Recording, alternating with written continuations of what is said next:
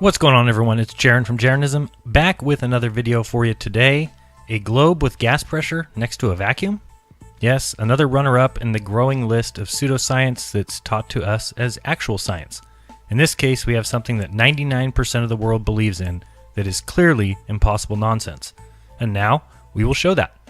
To show an example of how religious zealots refuse to recognize deception and instead argue in favor of the deceivers, we are going to be listening and commenting on a small portion of a recent Flat Earth debate video, number 701, called Wiggles Fallacies. Of course, on the Nathan Oakley 1980 channel, you can find all of these debates and catch them live as well. All of Nathan's channels are linked in the description, but you gotta check it out. It is an open hangout where anyone can jump on the panel and debate the shape of the Earth. These videos can be found daily, and so I do recommend that you subscribe so you can keep up to date with the Flat Earth debate. So let's dive in, and I will be stopping the video here and there to show you some diagrams and to help you, the viewer, understand. Now we are picking up from a point where Wiggles, a regular on the show who argues on behalf of the globe, is telling everyone that he has checked Himawari photos of Earth and contrasted them with ISS photos at the same time, and that they match. Nathan is arguing that space is a fake medium and pointing out the Wiggles fallacy of affirming the consequent, if P then Q, Q then P. If these pictures of clouds claim to be taken from space of Earth match the ones taken from Earth, then the pictures must be taken from space. It's a formal logical fallacy. Now let's listen in. Oh no, I'm not. This just doesn't prove something. It just is a test that would show that there was a contradiction there. Like I'm looking for a possible contradiction. If the cloud formations were different, then I say, well, okay, then something's up here. No, they're taken from a fake region. Don't worry about the cloud formations.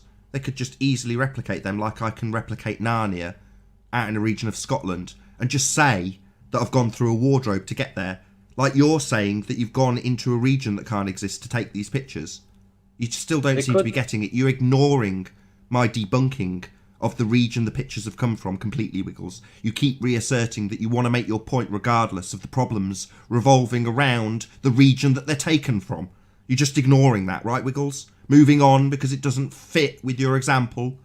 At this point, someone posts in the chat a link to a video detailing the Himawari photos are simply layers. Wiggles then clicks the link and says, "Oh, it's a Mark Sargent video, so it's from a flat earther. Can't trust it." Oh, okay, gotcha. If any flat earther posts a video, we should ignore it. It can't be trusted.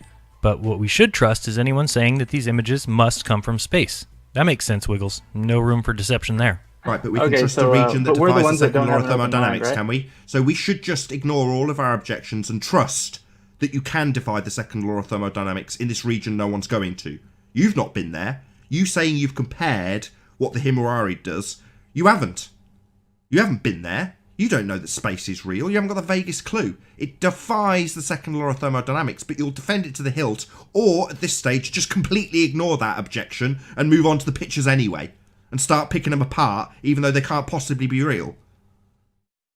Well, let's address that that you think space violates the second law of thermodynamics. Oh, really? What, like we've been trying to do for the last 50 minutes? Well, yes, it does violate the law of nature that is the second law of thermodynamics. It's a law because it has never been proven wrong. Ever. Hence, it's a law. Hot flows to cold, high pressure to low pressure, always and forever. Yeah, sure. Yeah, no worries. You can't have gas pressure without a container. The gas that we all breathe needs something to press on. It's pressure. That's what defines it. So at the top, Wiggles, of your belief in a vacuum, what's the gas pressure pressing on? It's not pressing on anything. Well, then it can't be here. It would dissipate into the vacuum. The gas would fill the space, Wiggles 2019. If it's not pressing on anything, it's going to disperse, Wiggles.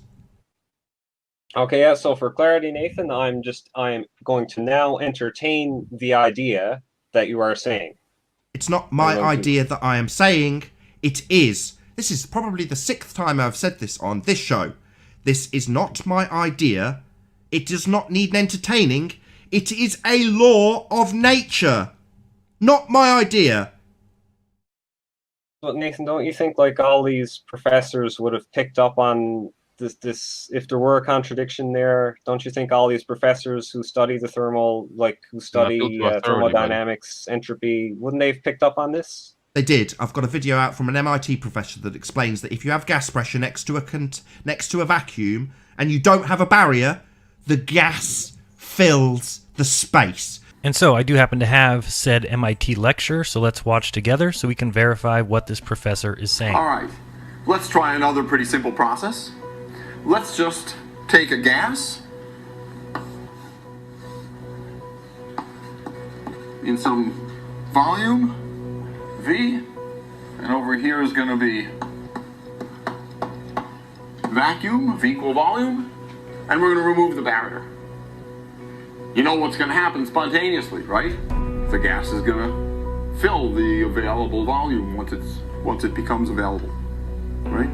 The gas is going to fill the available volume once it becomes available. So it seems they do know this, Wiggles. It's a law, a natural law. Not my idea, not something that needs entertaining. A natural law. The gas would fill the space.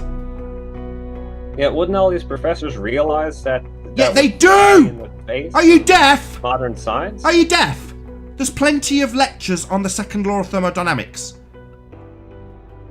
Yeah, if the second law of thermodynamics implied space doesn't exist. It does. That's precisely what it implies. It implies space does exist? No. That if you have a vacuum, a vast space, then the gas would fill that space. Unless, of course, there's something to press upon. There isn't, so we can't have space. That's the point. Well done, Wiggles. That's exactly what it implies. That natural law. Not my opinion, not what I think. That natural law that holds true always. That natural law would suggest that space is fake. So, do you have something that contravenes that law beyond your religious belief of space? Or is that your only proof that you can defy this natural law, your religious belief in space? Okay, so Nathan, if the second law... Seems like you're asking me a question. Do you have any proof beyond your religious belief about what Earth is and what space is that defies this natural law that holds true always? Nathan, it's like you're stuck here. You can't get past where you're like stumbling over your own belief. Oh wow. So Nathan is stumbling over his own belief? Have you ever heard of projection? It is not flat earthers who are stumbling on their own beliefs. It is those who claim space is real, despite the evidence against it.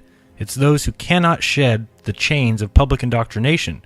They are the ones stumbling over their beliefs, because their beliefs cannot stand up to the scrutiny of real science. Science that follows the scientific method and not the worldview of some men who use math and antiquated axioms and unproven theories to sell the world on the fantasy that is planets and galaxies and an endless vacuum where all these places exist. Alright, let's lay this out in a few diagrams to explain it. But first, we may need to spin the MIT chalkboard so that people better understand the second law of thermodynamics. And so now we will have the gas pressure at the ground level and the vacuum on top of it. We can watch, but the same holds true. Take a gas in some volume, V, and over here is going to be vacuum, V equal volume, and we're going to remove the barrier. You know what's going to happen spontaneously, right?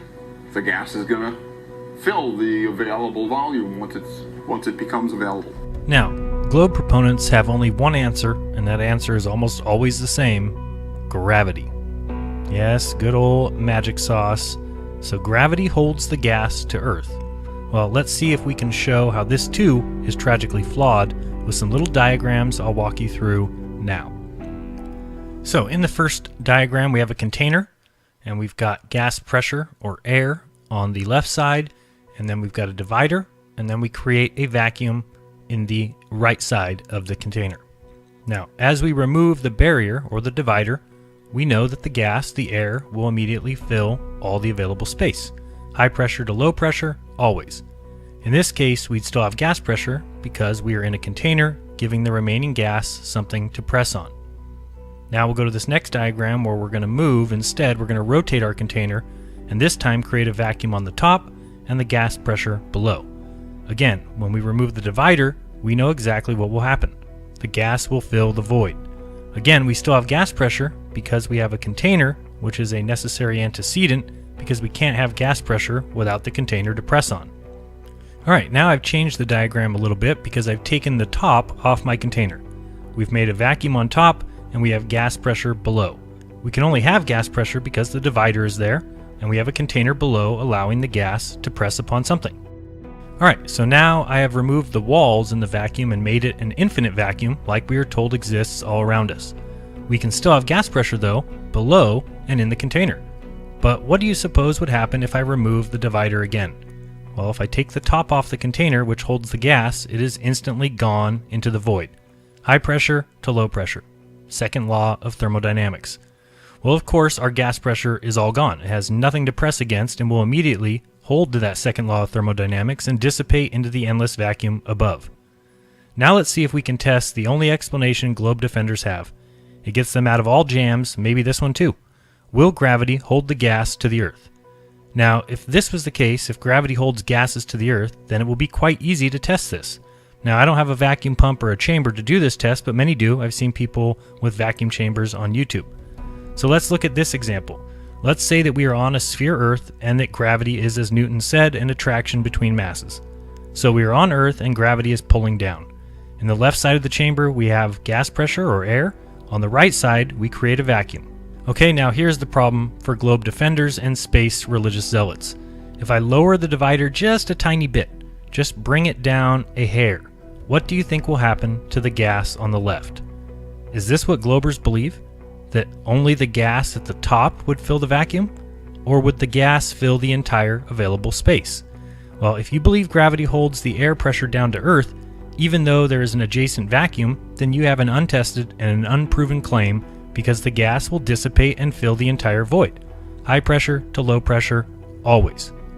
Now again, we'd still have gas pressure, but because we are in a container, giving the gas something to press upon. To show the impossibility of the consensus scientific belief, we again need to make the vacuum infinite. We again pull down our divider just an inch, and what do you think will happen? Well, of course, the high pressure gas will exit the chamber into the adjacent vacuum and be gone forever. No ifs, ands, or buts. Find someone with a vacuum chamber who can do this test at ground level where gravity is said to be the strongest, and you'll see if gravity will hold the gas to the Earth or if the gas will adhere to the second law and exit the vacuum. Now let me show a diagram that shows what we are taught. There's the Earth, and on it we have gas pressure. But there's no container. It is simply pressing down. But above that is the endless, expanding, empty, extremely low pressure of outer space without any divider and without a container. Well, that's simply insane and impossible. Of course, the gas pressure with no container and no divider will do what the second law of thermodynamics requires. It will go from high pressure to low. It will immediately leave Earth and fill the adjacent void, leaving no gas pressure, no air, nothing. Just the vacuum of space we are all taught exists all around us. So consensus science says we live on a sphere, a globe with this tiny sliver of gas pressure or atmosphere or air surrounding us. Yet this all exists next to an endless vacuum? But there is no container, no walls, no ceilings to press upon, and worse still, no divider. Well, it is simple to prove this is not reality, as with no divider, no barrier, you'd immediately lose all atmosphere on Earth to the vacuum of space. This doesn't even take into account that the Earth is said to be spinning at 1,000 miles per hour at the equator. Ever been on the gravitron? As it spins, things are flung outwards. The atmosphere, the air, the gas pressure would be flung outwards, and of course, we would never even get to that point because there is no divider. There is no barrier, and hence the gas cannot even exist there to be flung outward anyway. It's long gone. The globe would have no air, no atmosphere, no gas pressure. No container, no gas pressure. No barrier, no gas pressure. And yet 99% of the world believes this vacuum of space exists directly next to the gas pressure we have on Earth, with no container, no barrier, no divider. The only thing they have is gravity that holds the gas pressure to Earth as it spins and flies through space at 2.2 million miles per hour. And yet, here we have gas pressure. I'm breathing it with every breath that I take. So the belief in a vacuum of space, an endless void of super low pressure, is simply impossible. Gravity, as I've just shown, doesn't solve this one at all. There is no proof, there's no experiment, they have no demonstration, they have no example. All they have is a religious belief in the vacuum of space. This is exactly why flat earthers like myself say that space, as you have been taught, is most certainly fake. To believe it exists as you were taught is simply a dogmatic belief in the religion of outer space. Again, something taught as science, but something that is clearly a pseudoscientific belief.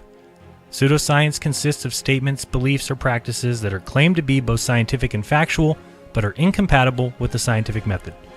It is often characterized by contradictory, exaggerated, or unfalsifiable claims, a reliance on confirmation bias rather than rigorous attempts at refutation, and a lack of openness to evaluation by other experts, and absence of systematic practices when developing theories, and continued adherence long after they have been experimentally discredited. The term is considered pejorative because it suggests something is being presented as science inaccurately or even deceptively. If you want more examples of pseudoscience we are being taught, you can click the video that we'll show at the end of this video on how Einstein made the Earth move when all experiments showed it did not move. You can even go back and see that people throughout history have known about the vacuum of space and its impossibility.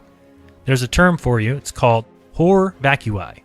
What's that mean? Well, it was coined by Aristotle and it means nature abhors a vacuum. Aristotle articulated this belief, which was criticized of course, that nature contains no vacuums because the denser surrounding material continuum would immediately fill the rarity of an incipient void. He said that by definition a void itself is nothing, and like Plato said, nothing cannot exist.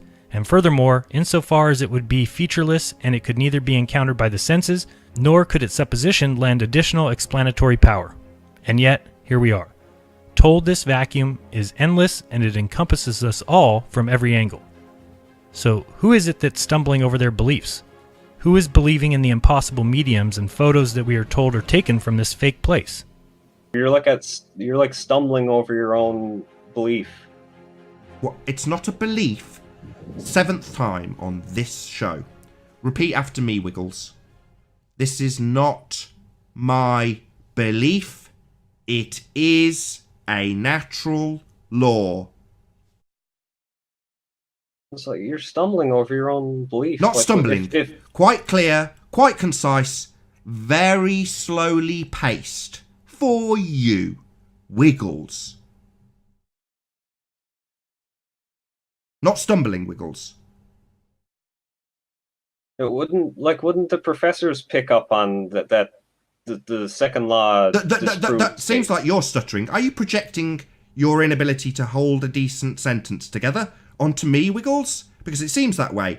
We have covered twice. I have a video from a professor at MIT who explains that if you have a vacuum and you have a gas pressure, precisely the setup we have in your religious belief about Earth, then the gas would fill the space. You know what's going to happen spontaneously, right? The gas is going to fill the available volume once it becomes available. So when you ask me if the professors would have picked up on this already, I say yes. I have a demonstration of somebody explaining the law of thermodynamics and how if you have a vacuum next to a gas pressure and you remove the barrier that apparently we don't need in the heliocentric version of the world, then the gas would fill the space.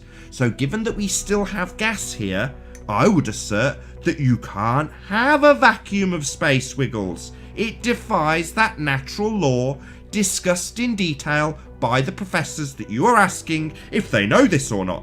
Yes, Wiggles, they know that there is a natural law called the second law of thermodynamics, and it dictates that the gas would fill the space. I don't believe I stuttered or stammered once in that explanation, Wiggles. Maybe you'd like to respond to the very specific things that I actually said. Yeah, so wouldn't the professor have also picked up on this? Sorry. He just explained to you the professors saying exactly the same thing. Nathan yeah, but like, saying. okay, or the other thing I should add, like Nathan, do you think that the professor thinks that outer space exists? I don't care.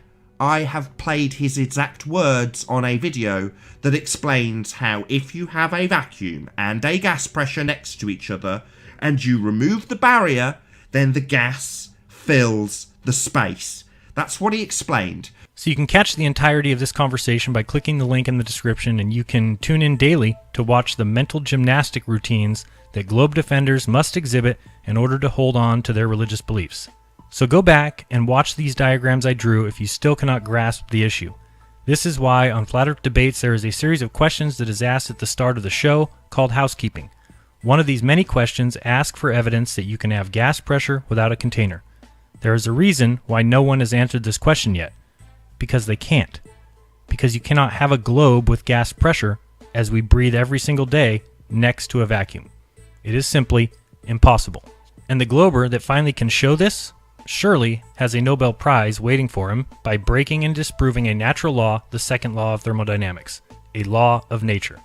Again, only those who choose not to see will hate this video because it debunks the fantasy land vacuum of space that we are all taught exists.